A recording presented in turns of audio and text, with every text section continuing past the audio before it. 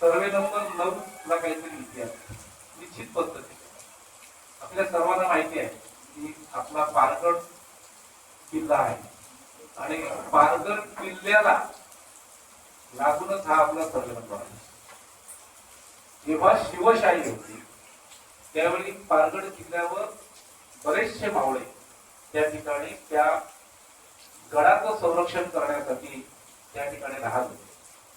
प्रश्न यायचा फक्त त्या ठिकाणी संरक्षणाचा, पण त्यावेळी महत्वाचा प्रश्न त्यांचा असा होता की पारगडचं क्षेत्र हे 48 एकरचं, माझं कुठेतरी 1-2 एकर मध्ये कुठेतरी चूक होऊ शकते, परंतु 48 एकरचं क्षेत्र आणि त्या क्षेत्रामध्ये राहणारे 400-500 मावळे उपजीविकेला साधन नव्हतं.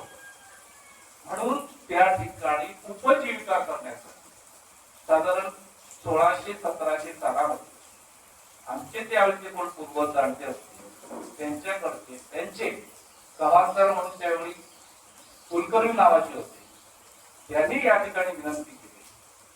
केर गावाला निसर्ग संपन्न 5,500 एकर जमीन आहे. मी सांगतो माझ्या माहितीप्रमाणे किंवा तुमच्या सगळ्यांच्या माहितीप्रमाणे 5,500 एकर मध्ये 15 ते 20 तरी गाव असते, एवढं क्षेत्र आमचं आहे. आणि ते क्षेत्र गेली 500 वर्ष आमच्या पूर्वजांनी आजपर्यंत सांभाळलं. आमची ही पिढी सुद्धा सांभाळते, पुढची पिढी पण निश्चित पद्धतीने सांभाळेल असं मला आशा वाटते. परंतु प्रश्न कधी आला ज्यावेळी मावळ्यांना उपजीविकेचं साधन हवं होतं किंवा त्यांचा उदरनिर्वाह करण्यासाठी शेती करण्यासाठी साधन हवं होतं. म्हणून आमच्या शेतकऱ्यांना विनंती केली, आमच्या पूर्वजांना किंवा आमचे जे काही त्यावेळेचे ग्रामस्थ होते त्यांना विनंती केली. त्या विनंतीला मानतो आमचं संस्थान सावंतवाडी संस्थांशी निगडित होतं. सावंतवाडी संस्थान आणि शिवाजी महाराजांचा इतिहास थोडाफार वेगळा.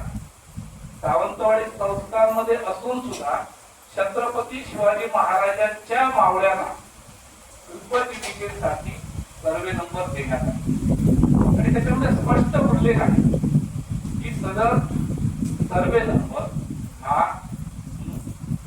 पारगडच्या मावळ्यांच्या उपजीविकेसाठी त्यावेळेस 1617 एकराचा माझ्याकडे हे पण असेसमेंट पण आहे.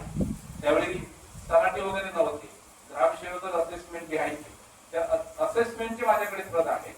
एक कुलकर्णी नावाच्या त्यावेळेचा जो काही प्रमुख चषक असेल लेखनिक करणारा त्याच्या नावावर, आणि त्याच्यानंतर जेव्हा संपूर्ण देशभरामध्ये संस्थान खालसे झाले ब्रिटिश राजवटीमध्ये, मग जेव्हा शिवशाही संपल्यानंतर ही जमीन ब्रिटिश सरकारच्या नावावर आहे. परंतु त्याची कारण काय होतं, त्या लोकांना उपजीविका करण्यासाठी. आणि ब्रिटिश सरकार जेव्हा 1947 सालामध्ये केलं त्याच्यानंतर महाराष्ट्र शासनाच्या नावावर होण्याशी आमचं काही मतलब नाही. मतलब आहे या कारणासाठी ती जमीन दिली, त्या कारणासाठी त्याचा उपयोग झाला पाहिजे.